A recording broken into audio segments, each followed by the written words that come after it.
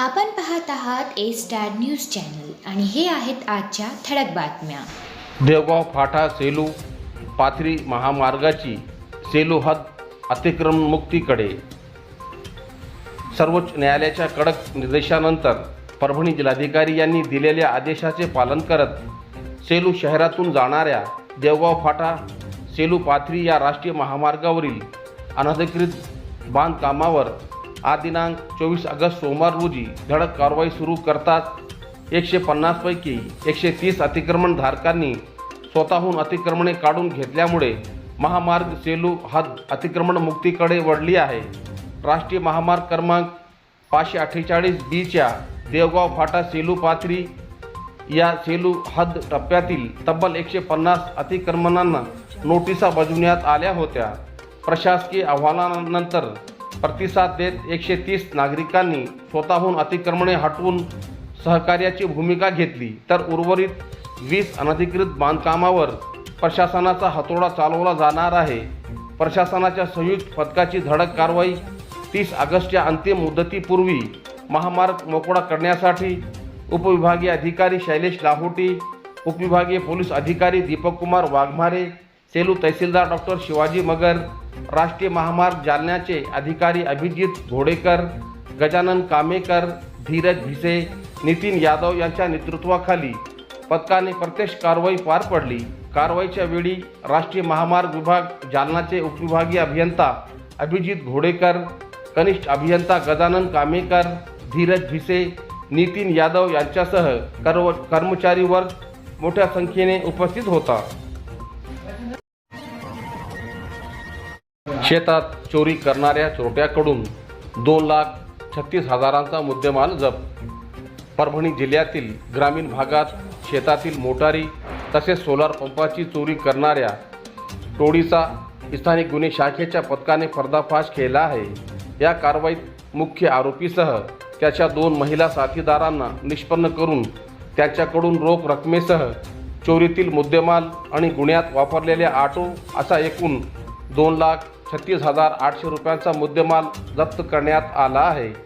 परभणी जिल्ह्यातील motor solar pump चोरीच्या घटनांचा समांतर तपास करून गुन्हे उघडकीस आणण्याचे निर्देश जिल्हा पोलीस अधीक्षक पंकज कुमावत, अपर जिल्हा पोलीस अधीक्षक तानाजी चिखले यांनी दिले होते. या आदेशानुसार स्थानिक गुन्हे शाखेचे पोलीस निरीक्षक गजेंद्र सरोदे यांच्या मार्गदर्शनाखाली पथक परभणी शहर व ग्रामीण भागात गस्त घालत असताना पेडगाव फाटा येथे गुप्त बातमीदाराद्वारे माहिती मिळाली की परभणी ग्रामीण हद्दीतील एक इसम ऑटोमधून चोरीचे साहित्य घेऊन जात आहे.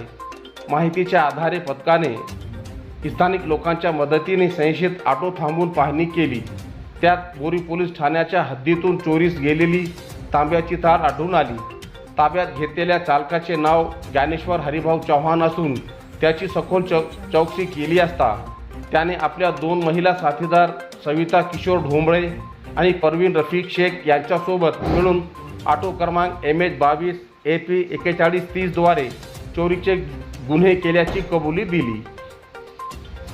आरोपी विरुद्ध परभणी ग्रामीण पोलीस ठाण्यातील भारतीय न्याय संहितेच्या BNS कलम 303(2) अंतर्गत गुन्हे असलेले 4 गुन्हे उघडकीस आले आहेत. 2,36,000चा मुद्देमाल हस्तगत. कारवाई दरम्यान पोलिसांनी आरोपीकडून रोख 85,000 रुपये, 1,50,000 रुपये किमतीचा बजाज कंपनीचा ऑटो आणि बोरी पोलीस स्टेशन हद्दीतील 1,800 रुपये किमती चोरीचा तार असा एकूण 2,36,800 रुपयांचा मुद्देमाल 2 पंचासमक्ष जप्ती करून पंचनामा केला. पत्रकारिता करताना निर्भीडपणे काम करा, मी तुमच्या सोबत आहे. दिलीप माने बापू यांची ग्वाही.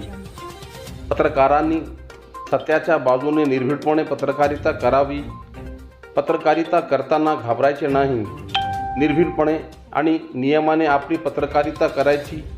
कोणत्याही आमिषाला, दबावाला किंवा भीतीला बळी पडू नका. तुमच्या पाठीशी मी खंबीरपणे उभा आहे, अशी ग्वाही महाराष्ट्र पत्रकार संघाचे परभणी जिल्हाध्यक्ष दिलीप माने बापू यांनी दिली. ते महाराष्ट्र राज्य पत्रकार संघ बंबई शाखा गंगाखेड कार्यालयाचे उद्घाटन म्हणून बोलत होते. यावेळी उपस्थित पत्रकार संघाच्या कार्याला शुभेच्छा देत पत्रकारिता क्षेत्रात संघटितपणे काम करण्याचे आवाहन त्यांनी केले. महाराष्ट्र राज्य पत्रकार संघ गंगाखेड शाखा कार्यालयाचे उद्घाटन उत्साहात पार पडले. या कार्यक्रमाचे अध्यक्ष म्हणून ज्येष्ठ पत्रकार गोविंद यादव होते, तर उद्घाटक म्हणून ज्येष्ठ पत्रकार तथा जिल्हाध्यक्ष दिलीप माने बापू होते. प्रमुख पाहुणे म्हणून ज्येष्ठ पत्रकार जावेद इनामदार, तुकाराम अय्या, डॉक्टर बालाजी शिंदे यांची उपस्थिती होती.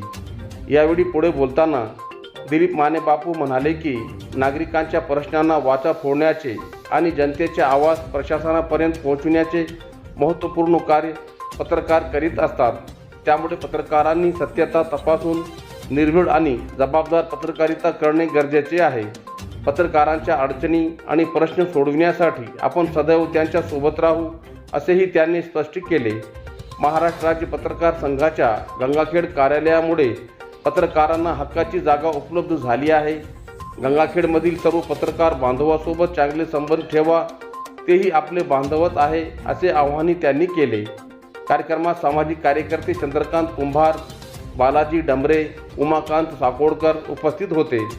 कार्यक्रम यशस्वी करण्यासाठी महाराष्ट्र राज्य पत्रकार संघाचे गंगाखेड तालुका अध्यक्ष शेख महमूद, जिल्हा कार्यकारिणी सदस्य सय्यद गौस, अनिल साळवे, रामप्रसाद ओझा, तालुका उपाध्यक्ष शिवाजी चव्हाण, कार्याध्यक्ष गंगाधर कांबळे, सहसचिव राम पवार, संघटक अतुल कलकोटे, प्रसिद्धी प्रमुख प्रेम सावंत, प्रवक्ता अमोल वझुरकर, सल्लागार अनंत कोरे, ॲडव्होकेट राजू देशमुख, मार्गदर्शक ज्ञानोबा कदम, सदस्य गोपाळ कृष्ण पाडवदे, लक्ष्मीकांत जोशी आदींनी परिश्रम घेतले.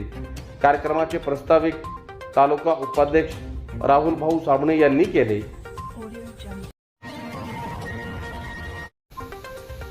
निम्न दुधना बंधाऱ्यात 25% पाणी साठा असल्याने रब्बी पिकावर संकट.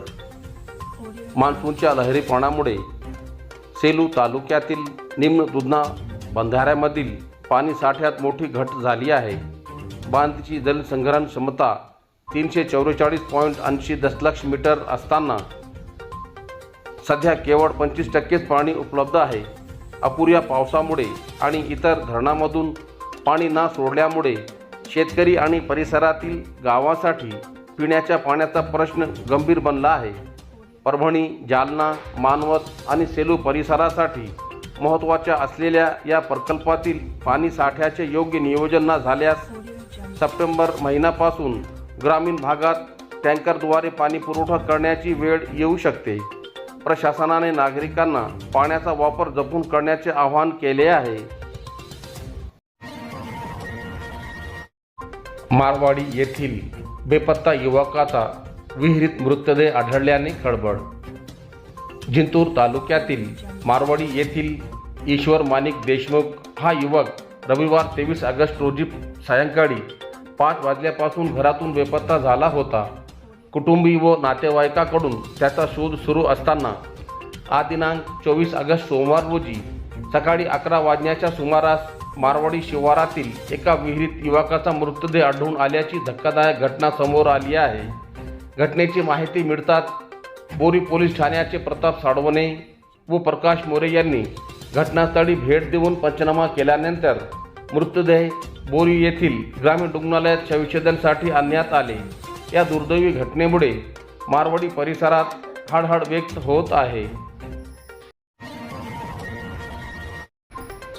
राणी सावरगाव येथे जुगार अड्ड्यावर पोलिसांच्या धाडीत 3.5 लाखांचा मुद्देमाल जप्त. गंगाखेड तालुक्यात सुरू असलेल्या जुगार अड्ड्यावर स्थानिक गुन्हे शाखेने मोठी कारवाई केली. पिंपळदरी पोलिसांच्या हद्दीतील राणी सावरगाव येथील फुलनवाडी रोडलगत पत्र्याच्या शेडमध्ये सुरू असलेल्या जुगार अड्ड्यावर पोलिसांनी छापा टाकला. या कारवाईत 6 मोटरसायकल, 3 मोबाईल आणि जुगाराचे साहित्य असा एकूण 3,54,500 रुपयांचा मुद्देमाल जप्त करण्यात आला. या प्रकरणी 6 जणांविरुद्ध पिंपळदरी पोलीस ठाण्यात गुन्हा दाखल करण्यात आला आहे.